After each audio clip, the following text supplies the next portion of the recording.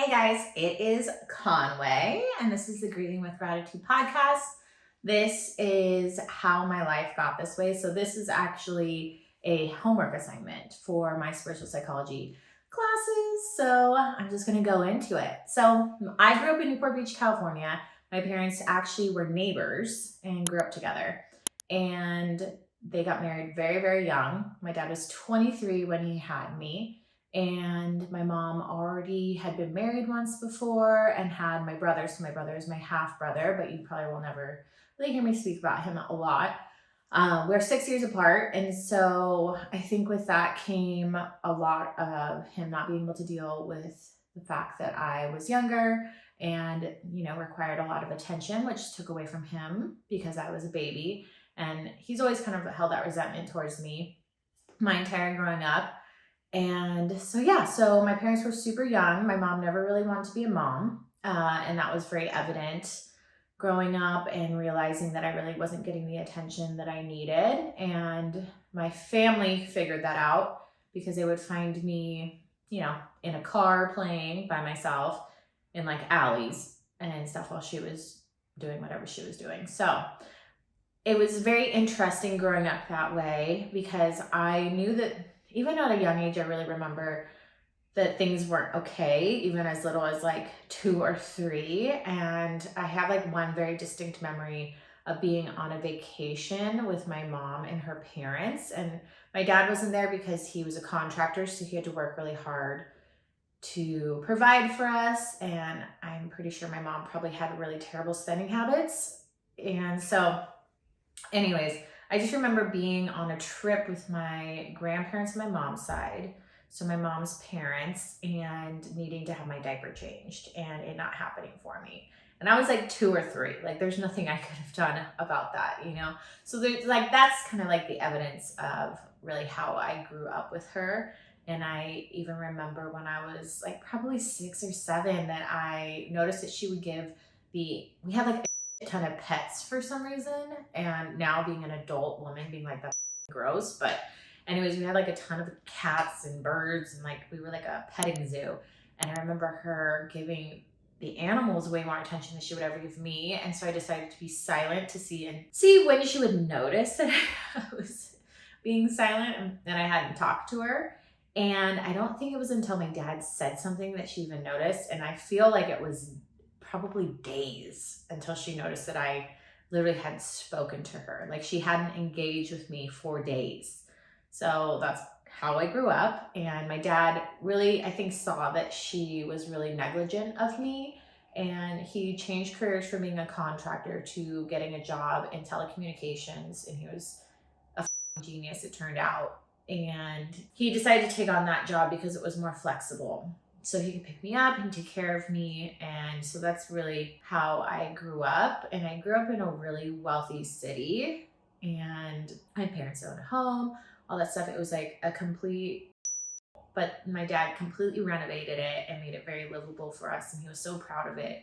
And now being an adult, looking back, seeing like how tremendous that must have been of an amount of work, especially, he chose to be married to someone that was literally dead weight, and he was picking up all the pieces and holding it together because literally I grew up really feeling like, even though my parents were married, that my dad was a single dad my entire life. And he kind of had to protect me from my older brother, who was pretty abusive towards me, and not in a normal sense because he was so much older than me that it wasn't normal sibling kind of like play. He was terrorizing to me. So I grew up that way. And then when I got into junior high and high school, I idolized my brother, who was super into music and alternative music. And I just, I wanted to be like him. I just wanted him to like me, right? It's almost like dating. Like you go after this guy that has no interest in you, treats you like, and you just like want them to validate you and think that you're wonderful, and it never works out, right? So that's really how I grew up. In junior high and high school, I was really into punk music, really into rockabilly, hardcore, all of that. And I really got a rebellious streak, and I never really felt like I really belonged anywhere. And I got really into drugs, and then that was how I got into drugs, but I was raped before that. So I was a virgin up until that point, I never dated, I never kissed a guy, like really nothing. And I was drugged and date raped. And I went through that with my friends, and I really tried to hide it from my family. And that's something that you can't really hide, like that anger and rage. And I think growing up, I had a lot of rage inside of me, and that was like the catalyst to, I mean, I've never gotten so angry where I just pick up things and throw them, and just, I wanted to tear anyone apart that got close to me. And I know that was probably really, really hard for my dad. So I went through that, and then I really got into drugs because I really wanted to numb myself out from feeling all that first. And then I was a part of something. I had a group, I was connected to people, even if it was through just abusing drugs. And so when I was about 17, 18, I remember being a senior in high school, and I really got heavily addicted to drugs. I had switched high schools my senior year. Word to the wise, do not do that to your kid ever. And I was miserable. And the only person that I really knew was a drug dealer that lived across the street and sold meth. So I would go and I smoke meth with them and buy it. And then I started doing more and more and more. I was doing it every day. Meanwhile, I was holding down going to school, having a job, and I always had like struggled with my weight. And so finally I was like skinny, and so I felt approval and I was hot and all that stuff, Meanwhile, my mental health is declining rapidly. And with buying more and more drugs, I ended up, buying and selling, and I would, mess around with drug dealers that were in very, very gnarly gangs because I didn't fucking care. I just want drugs. And then I got looped into more groups.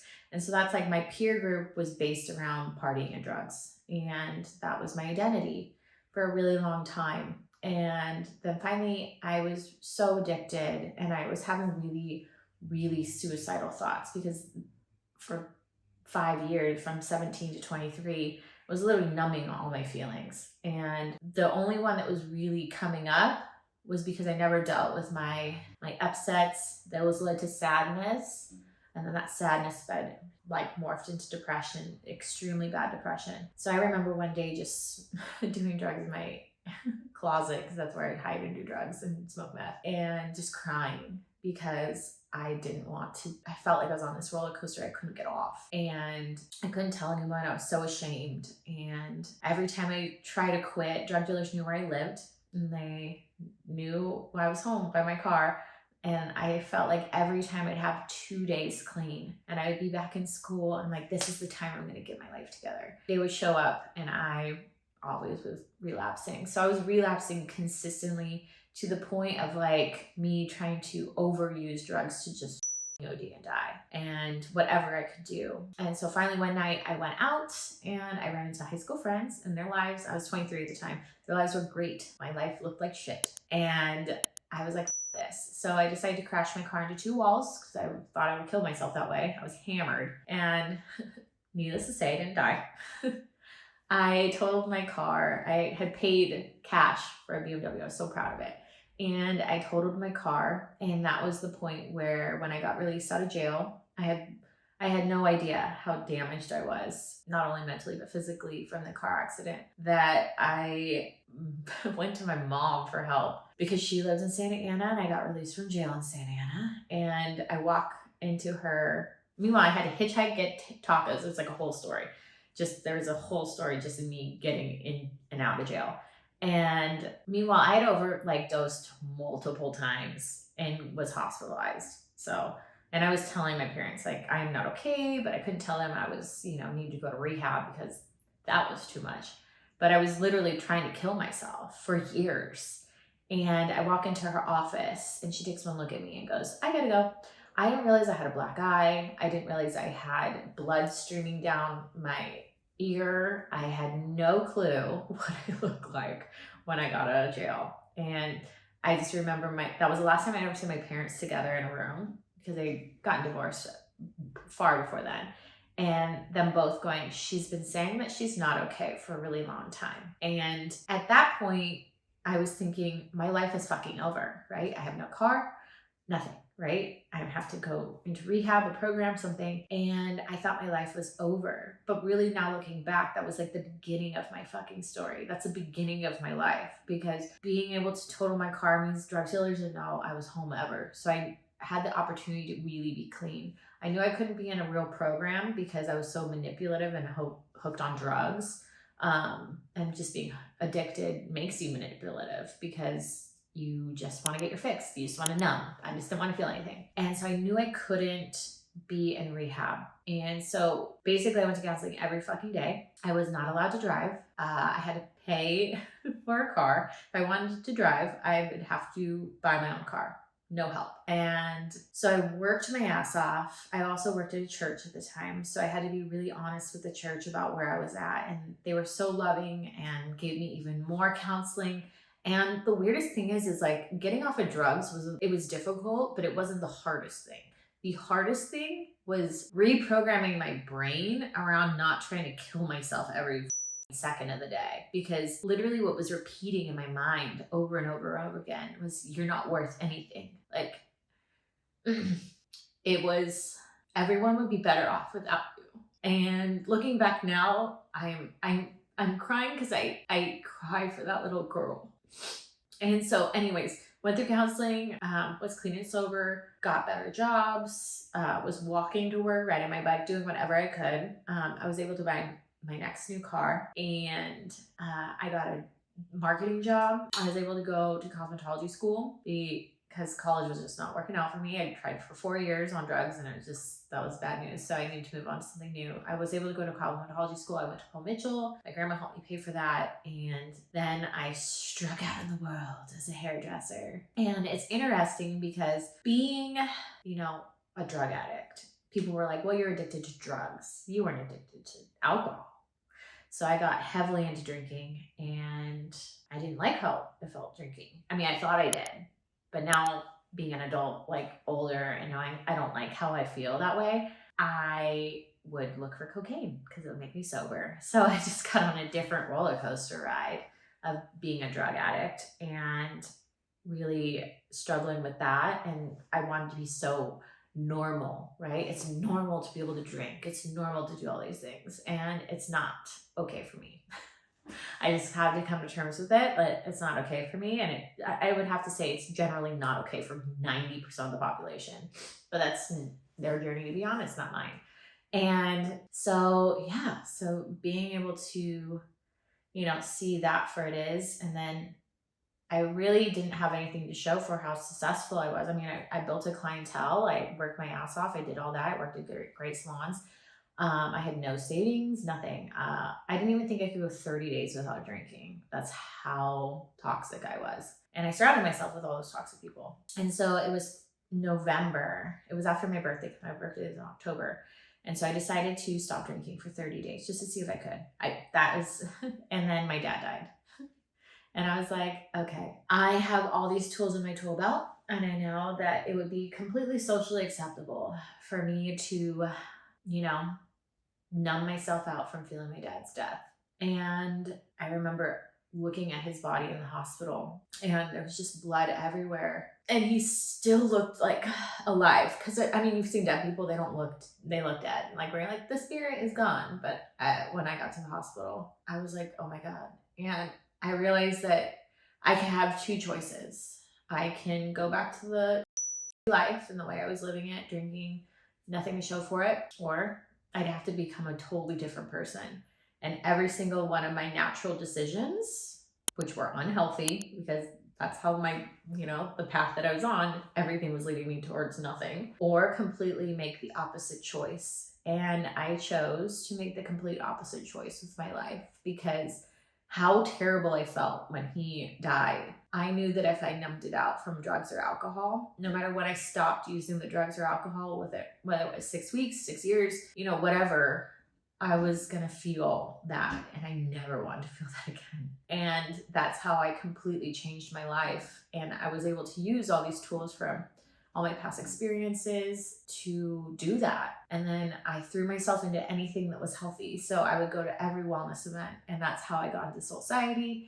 and becoming a spiritual psychologist and meeting Dr. Aaron. And that completely, I had signed up for her entrepreneurship and class. And I wasn't even really working on my trauma. I was just working on building a business and being healthy. So basically, this is how my logic was. I'd be like, I could sit on the couch or you could go for a walk. And I'd always be like, what do I not want to do? I'd be like, I don't want to go for a walk. So I would pick going for a walk. I would go to the gym. I was never athletic at all. And so I completely changed my life. And I completely rebranded myself as a hairdresser. And in the course of my dad dying, I had moved salons like 2 weeks prior to his death, and he had died. And so statistically, with each traumatic experience like that for a hairdresser, you lose 20 to 30% of 20% of your clientele. So I had 2 of those. So I should have lost 40% of my clientele. Instead, I doubled my income in 1 year because I was just proactive about, this is my life. I'm taking control of it. And I'm the only one responsible for this show, and resurrecting the show and turning it into something that's pure gold. And it was so difficult at times. And I always, if you listen to my earlier podcast or see my earlier Instagram posts, my whole idea behind it and like how I got through it was, instead of trying to take on this whole list of things that I needed to change about myself, I focused on one small thing at a time. And the biggest thing was exercise, because I had so much stress and anxiety inside of me. I needed some sort of outlet to energetically let it go. So I would work out every day, and I would do that for 2 weeks. And then I'd add on like drinking more water, do that for 2 weeks. So it would be like, and I just did a layering system. So it was gym and then water. And then I wanted to meditate. So I would add on meditating. So gym, water, meditate. And I just kept layering and layering and layering and layering. So it made it really easy. So I didn't get the overwhelm of trying to take on too many things. And literally that changed my life, realizing that I am the 100%, like everything in my life is my fault. Like I am responsible for every aspect of my life. I'm responsible for it. And to some degree, I am responsible for my mom abandoning me. I'm responsible for the relationships that I have. I'm responsible for the men that I put in my life that also abandoned me. I'm responsible for my friendships. I'm responsible for every aspect of my life. I'm responsible for the grieving of my own father. I'm responsible for that. Because at the end of the day, he is free, but I'm sad. But you know why I'm sad? Because it's always a selfish reason. I'm sad because I want him here to help me. It isn't about him. Yes, I would like him to have experienced more in his life, but when I really look at my grief or any sort of upsets I have, they all stem from me. And I can either choose to live and being just sad and punishing myself daily and creating hell on earth, or I can create heaven, and I choose to create heaven. So that is how my life got this way. It was being proactive about no longer wanting to be a victim and knowing that I am not a victim. If anything, I'm a victim of my own self. And if I'm my own perpetrator, why would I allow that? No, I'm going to take responsibility and do anything that is the highest version of me, even if it doesn't make me feel good or if I'm uncomfortable doing that, but it's the healthiest, best thing for me. Yes, I'm going to do it. I'll get over myself and my insecurity or my uncomfortability or whatever, fear or whatever it is, because I want to be the best version of me, because I only have one life to live, and that is right now. And so that's how my Instagram started growing, was just me sharing and being vulnerable and being authentic about my struggles. And it's wild because it's been 4 years since he died.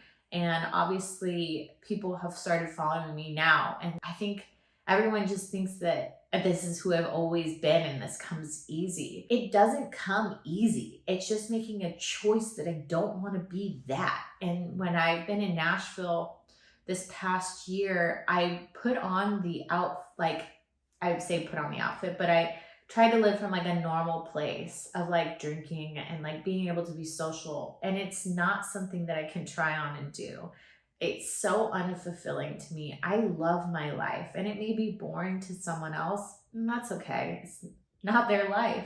Everyone can do exactly what they want to do, and the only person I'm in charge of is me. The only thing I'm in charge of is my thoughts. The only thing that I'm in charge of are my feelings. And when I started to look at really why I was feeling the things I was feeling, it was because I was I was making my own life miserable. It was my actions. It wasn't anyone else. You can't say that someone's peer pressuring you to do something. You're a grown adult. You can say no. Like, this doesn't serve me. And if someone is peer pressuring like you, then you're not your friend, because they're not looking out for your best interest. They're looking out for theirs. So that is the story about how my life got this way. And honestly, like, it feels weird because I think society wants us to blame other people for everything that happens to us. But when we start taking that blame for ourselves and going like, I forgive you for what you did, you know, and how you treated your own self, and claiming the responsibility for your life, there's so much more freedom. And when you claim responsibility for your life, even though it's so counterculture, but being like, I